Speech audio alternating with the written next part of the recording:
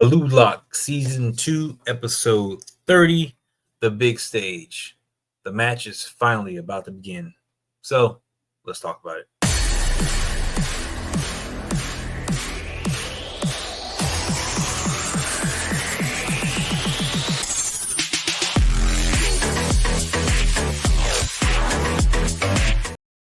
All right, welcome back, Geek Variant. So, today we're talking about Blue Lock Season 2, Episode 30, The Big Stage. And this is where we're finally getting down to the nitty gritty about what's going on with U20. We end up having a scene where we have Sayatoshi, and he's talking to the captain, Oliver Aiku, and he's basically like, "Hey, you the little genius. You in here. You were brought in here because you know how to draw money. You finna collect, but your guy is getting into it with our star player, and that's a problem. They keep fighting. Why they keep fighting, I don't know, but they keep going at it, and it's causing problems.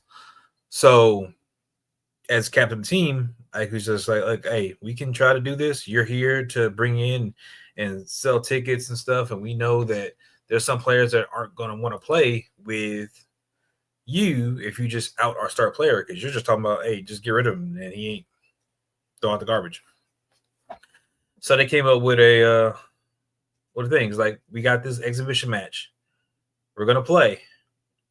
We're gonna play without our star player because you're the big money draw. You're the star player. So show us what you can do. And he says this is 99% me as the captain of the team. This is 99% me making this decision. Like, I want to see what you got. I want to see if you're really able to take us to where we need to go to get this win. So let's go for it. And that's just kind of it. There's just kind of the focus on, and we get a little bit more, I guess, a little bit some of the story about some of the other ones. We see some of them younger. We see some stuff with Say and Ren when they're younger, where they seem to be closer knit, and then how they've drifted apart. And again, we still don't fully know the reason why, but we'll figure out as we go along. Now, one thing I kept noticing is like a lot of this episode is just hype. It's hype for setting up the match. We got the sales going. You got the training montages. They didn't fast forward through the 2 weeks and stuff. You got everybody doing their meditations. They're eating their food. You see they're getting prepped and ready. Everybody's kind of in their zone. And in the process of everybody being in their zone, a lot of merchandise is being sold. Like they got, all the fans that came out. They got the Japanese flags on. They got the towels. They got all the gear, keychains, everything, soccer balls. Like it's just crazy. And they are set up like they really love soccer. And again, this you kind of imagine going to any hardcore sport that you enjoy going to. Again, you'd like going see UGA fans, pile into the stadium when they do their back and back. Like this is like massive turnout. Like every seat is going to be filled up. That's just kind of how this is touted. And they kept taking shots at this one kid, though. I'm not sure who the kid is. The kid wasn't worried about nothing else except the soccer ball. It looked like he wants to play. And he was watching the speech, and he was like really honed in on it. So I don't know if he's got anything to do, if he's related to anybody or something. Not quite sure, but we'll find out. We try to kind of keep an eye on that kid because they showed him in like 3 different shots. So third time's a charm. It's like if I'm going back and I'm seeing you and you're just being panned to, it's not just like in passing, then you got some kind of notoriety there. After they get everybody set up, basically they do the entrance and they kick off the game. Like the game is starting here, and they got the entire lineup. And even with the entire lineup, like I was looking at everybody, like it's a massive team. So that you got Neo, Cho, again, Sendo, Shido, Aiku, Neru, Dari. Like, so a lot of these guys that I don't know what their abilities are. So we're going to find out what their abilities are as they play. And this is going to get into something else a little bit later on in the episode that I'm going to probably rant about for, a couple minutes. And again, I don't know the full reason why it's like this, but again, we'll get into it. But the game starts off, and you got Batra, he gets a hold of the ball, and he is doing his impressive moves. He is spinning on top of the ball. Like, that's my boy. Love him. He is like getting it in. Like, he's about to let the monster out. And he ends up seeing a key play that he could do right off the rip when they get started. And he passes to Isagi. And before Isagi can get hands on the ball, like, Aiku comes up with this coiled snake-like animation. It's just like, yeah, no, you're not finna get this. This ain't finna happen. And that's kind of where it ends. It's just like, yo, this is they're letting you know, like, this is gonna be some crazy stuff out the gate. And with that, is like you see all the tension before it then, because again, Aiku talked to Isagi right before that and said, hey, do what you do, but just know, like, he about that life.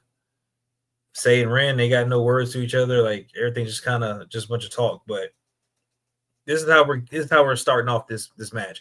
This season's supposed to be 14 episodes.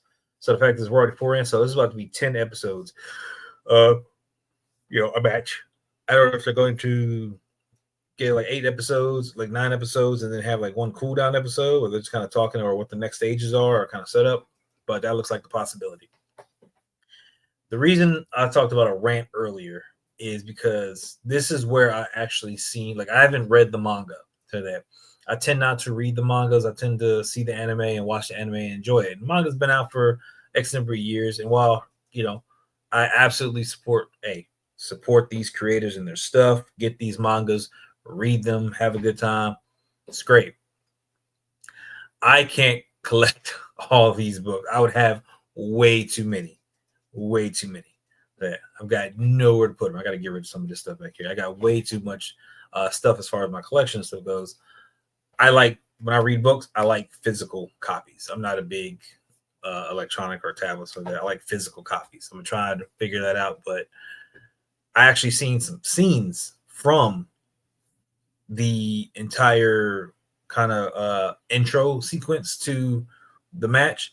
And there's one particular scene where it looked really good. It's like they were walking in, and it's just like, yo, this is them. They bought their life. They bought the good in. Like, you felt how epic it was going to be. But as far as the animation goes, it was more like a regular match. Like, everybody's kind of lined up and they're going in. Like, the drawing just had that tension behind it. Like, you could just look at it and see just like, yo, this is about to pop off. Whereas I didn't really get that until the snake scene. So a lot of people have been complaining about the lack of the drop in animation, the lack of really making it feel like it, was doing in the manga, so like that. And here's the thing. I love the story so far. Like, I enjoy a lot of stories. I'm a big story person. If you've been watching the channel, you know me, I'm a big story person. Yes, the animation quality is not as good as it can be. It did seem like it suffers a drop.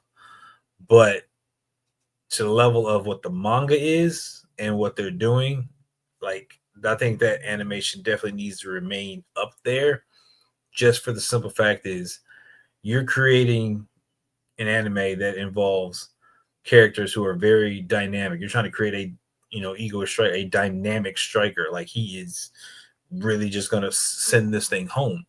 And with that, the movements and stuff, which we've already seen a lot of how they move in here, so that the movement's got to be flawless. So it means you're going to need those extra frames and stuff to show every little detail of, this spin, this kick, this dodge, this, this juke. Like, you need all of that.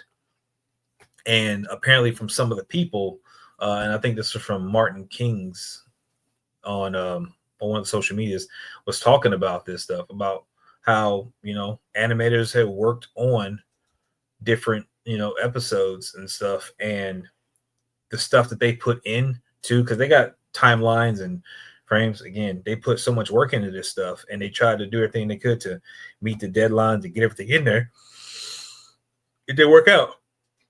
They changed the product before it got to the final, like when it got to final production, somewhere in there, apparently product was changed. And again, this is supposedly, I wasn't there, so I don't know. Product was changed, stuff was taken out, stuff was redone.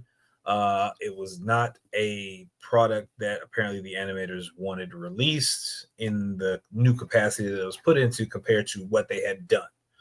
So I'm not a fan of that. Like, if I am an animator, if I am an artist, and I'm putting work into something, so that this is what I created, I want what I created to go out. If you look at it, you approve it, then I expect that's what's going out. I don't expect you to go over my work and change or reduce my work and to put it out there. Like, that doesn't. Hence, if you want to again enhance a few things with that, like, you can talk to the artists about that and have them. And hey, I need a little bit more of this. I need a little bit more of that. I kind of thought that's what it's for. Touch ups and stuff are kind of a different thing. It's a touch up. The core of whatever was done was still there. So, yeah, I'm not too happy about that because I'm expecting this season to go off, like, really kind of get into it. But I don't know if they'll be able to, really send that home. We got to kind of wait and see if the animation takes a dip, continues to take a dip, or if we're getting better animation as we go through. Uh, I think for the 14 episodes we got, again, when you have these shorter seasons and stuff, you figure you put more work into it. We also had the movie. This is one of the reasons why I kind of thought this was going to go into a movie, with it being a shorter season. It would have made sense if you kind of did some stuff, maybe a shorter season and lead up to something, and you can really kind of put all that production into there. But it seems like this is kind of going to drag out. Like, it doesn't feel like the U20 match is as big a deal as it feels like every other BlueLock match right now. Again, this is just starting out, so I don't know. But again, I'm still enjoying the show just as far as what it is. I definitely think that they need to step up their game with the animation. That's just my perspective. If you agree, by all means, let me know in the comments. If you don't agree, tell me why you don't agree. Is there another studio that should be working with? I think this is done by 8-Bit. I think this is what the studio was that was working on this. Again, what other studios would you prefer to take over? Like, I've already heard that some things are getting reworked and reanimated because we've had issues with, I think, was it Attack on Titan had a drop in animation. I think One Piece had a change in animation. Some of these are animes that I have not watched yet, so that I got to sit down and really plow through 1,000 episodes. It's a whole different deal. But again, people also have to understand, like, if you want good quality animation stuff, well, first off, we need to give the artists time to do what they need to do. And as consumers, we also need to be patient, because we had this issue with Invincible. And Invincible even addressed it in their show during their last season. They do what they can to get everything in and get the animation up to par, but you got to give the studios time to do what they need to do. I know it's not just us as consumers that we do clamor for stuff, but also I know it's, big wigs on the back end that are like, hey, we want this now. Good quality product needs to take time. We need to be able to get it together and make sure that it is right for the people, because if it's not, then you're just going to have people trashing your stuff.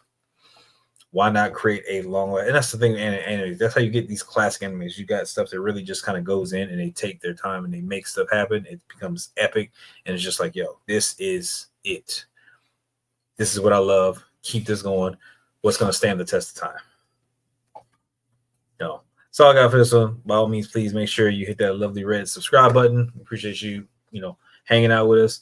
I'm going to definitely see what else I can get into. And next thing on my chopping block, I'm looking at Arcane, which just dropped today. So we'll see what's up with that. I'll catch you guys in the next one.